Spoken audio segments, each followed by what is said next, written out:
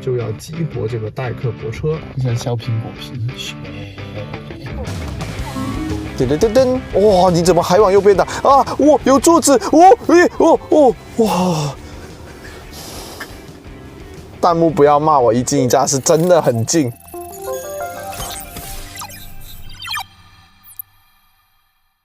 之前呢，我们用2台车的自驾给大家感受过重庆来福士停车楼的难度了。其中特斯拉竟然是可以丝滑的通过这个大盘旋。众所周知，特斯拉是没有记忆领航功能的，所以呢，对特斯拉泊车有兴趣的朋友可以移步到往期的内容。我们做过特斯拉对天眼 C 的泊车，还有春节体验特斯拉 ASS 远程召唤这个节目的。那网上呢有很多问界成功挑战的视频了。而今天我们找来了一个重庆的本地人阿维塔11，还是个3激光雷达的 ADS 3.2.1，软件硬件全都拉满了。老规矩，我们先给系统来一次人工的记忆路线。代客泊车，请驶入园区或地库内，再使用代客泊车。都进来了哦，看他什么时候能识别是个园区，让我激活。到了吧？喂，开始记忆代客泊车路线。开始了对吧？好，那他偷鸡偷了几十米了，你看刚开始已经剩400米了。我发现我要用新手司机的坐姿视野才能看得清这个后轮拱跟前杠的位置哈。我现在开多快我都不知道，有没有20啊？当地司机说他们30多公里杀进来的，我连他们一半都没有啊！真的，我不是当地人，不跟他们比嘞。哇，你看还有拐着拐着左，还突然间有个小直道在变右，城市金卡拉的不过如此。就这吧，我们御用暗光窄位，哇，是这么一个绕下来之后，这样再绕到富山，像洋葱一样。看在我们转了那么多圈记忆路线的份上，给个1键3连支持一下吧。好，回到起点这里啦，然后呢，我们就要激活这个代客泊车。请驶入园区或地库内，再使用代客泊车。让小塔自己去找到这个车位。按照刚刚呢是快到400米那才能够激活的，所以前面我先代劳一下下。400米到了，你怎么还不激活？最怕空气突然安静。喂，師傅上線啦喂！當我以為事情就這麼結束的時候，車機的界面終於跳轉到 AVP 了，但激活失敗。代客泊車已激活，進度都50%啦！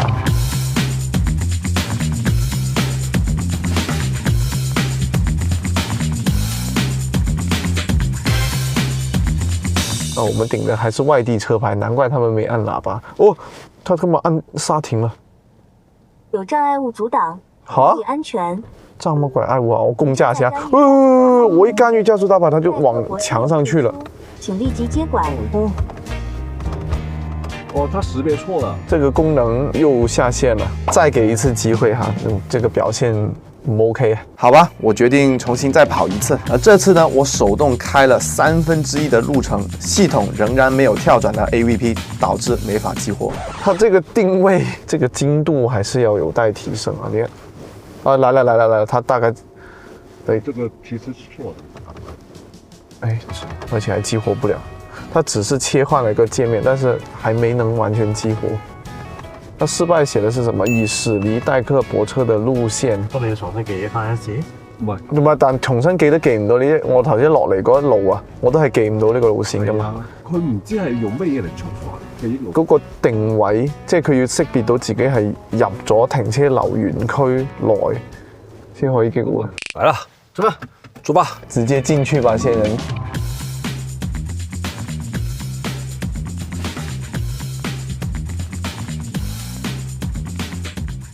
到了没？但是不能激活，一样，跟我刚刚一样，就是哎，可以了，来，激活了。哦，就跟我第一次一样，就还是来到这边，然后看它会不会被那个消防栓卡住了。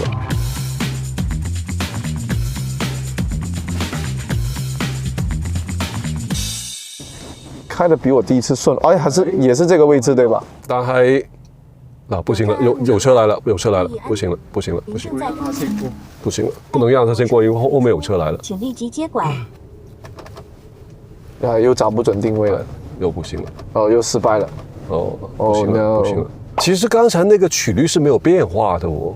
应该就是突出障碍物，所以我觉得有可能他，因为我们这个隧道中间不是要改方向嘛，我觉得可能他以为自己是到了那个要改方向的线路那里。我们的激活点其实比他实际上记忆的点要晚了几圈嘛。华为的 AVP 啊，理论上是在路径中途是可以激活的，但现在很明显，到这里它也不能用。它现在还不能激活，就证明它真的没有，真的不是玩梗，真的是没有找准这个定位，它没有觉得自己在那条路径上，所以没办法2次激活。对，他觉得自己还在那个螺旋的位置。所以呢，给大家简单总结一下这3次测试的结果。第1次跟第3次成功激活的地方几乎是在同一个点上，并且呢断开之后没有办法重新激活。第2次则是从头到尾都没有激活过。讲真，这个地方确实是很难啊，难度就是在于它非常考验定位的信号。在这个盘旋入口外面呢，也是个很大曲率的公路，所以系统很容易误判自己在外面的公路上，导致它没办法跳转到 AVP 的界面。这一点呢，我们也跟工程师求证过。有人可能说了，你们为什么不在入口等它来显示激活呢？因为这个停车场的入口呢，外面是一个公共道路，所以我们只能慢慢的慢行进入之后，等它识别到信号再去记忆路线。虽然整套系统呢确实是来自华为的，但不同的主机厂它的定位啊、策略啊，包括调教可能都有细微的差异。这也是为什么我们自驾纽北会拿一个供应商不同的车型分别都去跑一遍。但是来都来了，不给你们展示一下 AVP 功能，好像有点说不过去。所以呢，我们第2天又来了一次。可惜的是，当天场地清洁封路了，所以呢，我们只能用另外一个入口来测给大家看了。那这个 AVP 呢，要检测到进入停车场才能激活的，所以你看，我半个头探进来，咦，他还不知道我在地库，还没提醒我要激活。得未呢？你冇偷懶啊你！我已經進來啦。啊，來。噔噔噔噔，代客泊车已激活，哎，请注意行车安全。看一下它过闸机的能力。哎，一个减速带碾过来。哦，啊，你看，等抬闸机的时候卡着一个减速带的，后轮卡着。行。喂，走啊，过了。那说明一下哈 ，AVP 这个系统呢，不同于城市自驾，我是没办法油门够加的。哇，好近啊！它左边留的空间太多了。哇，那右边岂不是撑着轮子过？哎呦，不行，我要盯着它。工程鞋哦，我现在像个新手司机一样，我要时刻盯着这个。它而且这个画面上是没有360的哦，这个 AVP 过程中，所以我有了我。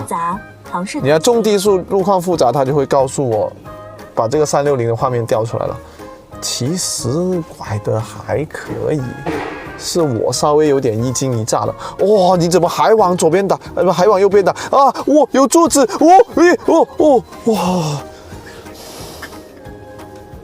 弹幕不要骂我一惊一乍，是真的很近。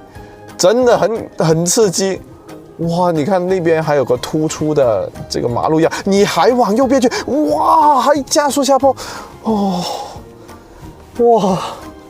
哇！不带这样的，吓死个人了。他有可能是为了视野开阔一点，他尽量是往右边去贴来拐左弯的。那没错，这样视野是开阔一点，但是主观上会觉得很恐怖，就永远是离右边的障碍物啊、柱子啊特别的近。哇，终于拐完了！哇，但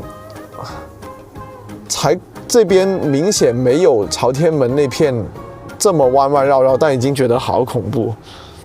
虽然体感是恐怖，但讲真，它绕的是挺顺的。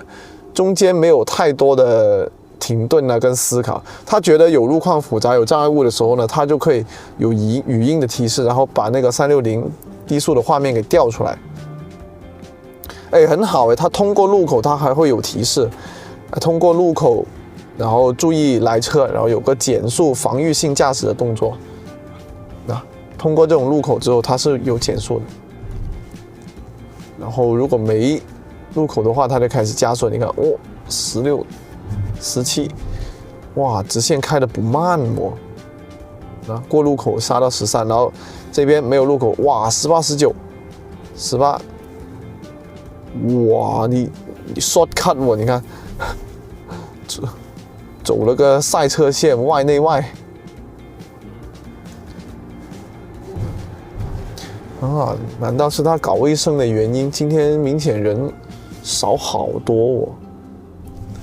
昨天周末拍小米的时候，明显这边全都是车的。好，拐过来。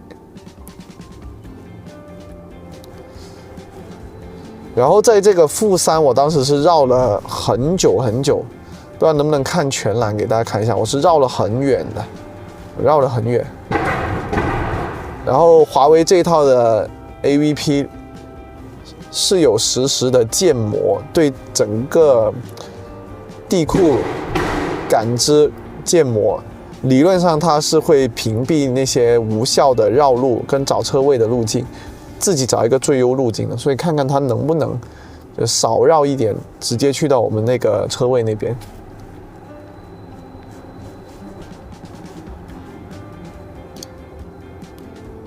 今天人太少了，剩我一个在这玩。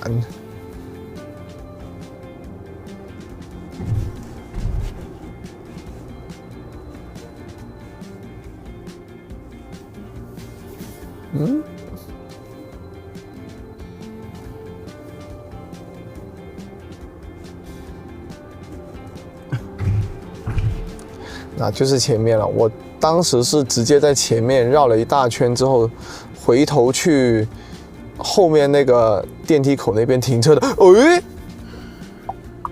哦，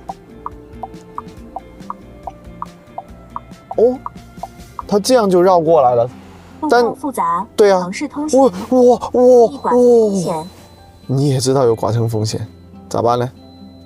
自己把自己卡住。哎，哇，他会倒车。咁勁㗎，哇！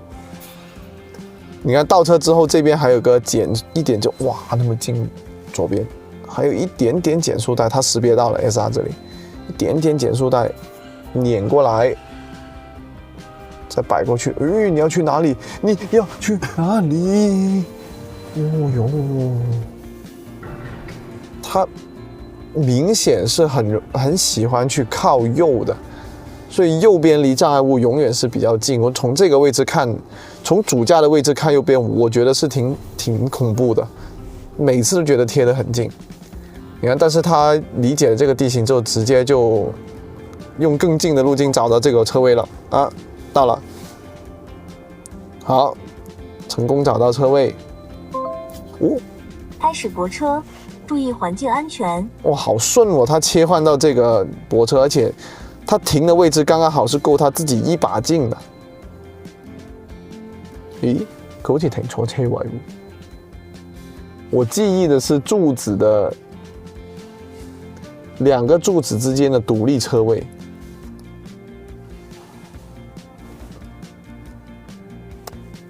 他記性不是那麼好。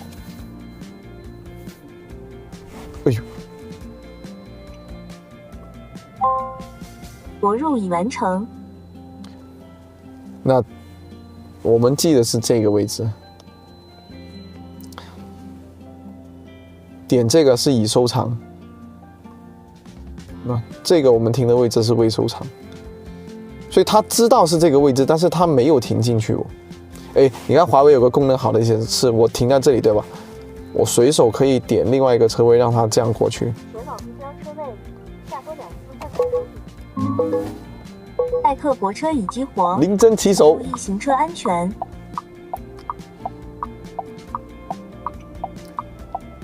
对了，就模拟说，假如这里是公司或者是家里我的固定车位，他找错的话呢，就可以让他直接开始泊车，开回来，环境安全。而且整个过程我不用挂什么低档啊，什么原地起步，它就激活了。也给大家顺便看一下它的这种窄位的泊车能力哈。剐蹭风险。阿维塔11尺寸还是蛮大的，然后这2个，一个柱子一个墙，哇，还是挺窄的。哎，明显一把进不来了哈。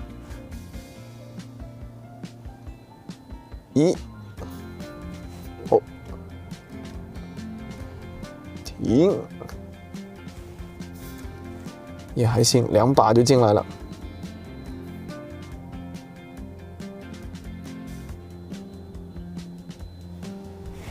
哎呀，夺入已完成。怎么说呢？过程有点刺激跟惊险，但是结果来说是很顺利的。小小的瑕疵就是它停的别的位置，但问题不大。你看用这个功能一下就自动给我停回来了，所以这个表现你们觉得打几分呢？所以总的来说呢，这一套系统虽然今天难度低，但是已经看出它2个亮点。第一个是在整个路径它是实时建模，所以你在中间过程中马上点去这里去那里，对吧？它都是可以记得这些位置，直接从车位到车位这样去挪的。而特斯拉呢，虽然是没有代客泊车这个功能的，但是它凭借着最基础的 AP 车道保持，自己就开下去了，并且下盘旋路的整个车控表现来说呢，还是很不错的。所以假以时日，特斯拉如果愿意做记忆领航功能的话，想必体验也是很有竞争力的。不过呢，特斯拉吃的不是定位而是环境的光线，所以作为纯视觉来说，面对地库暗光的环境，它的泊车还是行车能力都会有一定的落差。这一点呢，也是纯视觉在暗光地库的痛点。很有意思啊，没有对比就没有伤害。但我们不是说拉踩，而是说互相发现这一家的优点，那家的优势，大家互相学习，互相进步，对吧？互相的指导，那大家到时候所有的人，无论你是开小米的、用华为的，还是用其他品牌的都好，都往一个方向去进步，大家的功能越来越好，体验越来越棒，就是我们的初衷。所以记得关注智能车研究所，我们的内容呢是绝对有干货、绝对有内容的。記得這麼好的內容，記得1鍵3連啦，關注、點讚、1鍵3連，投幣。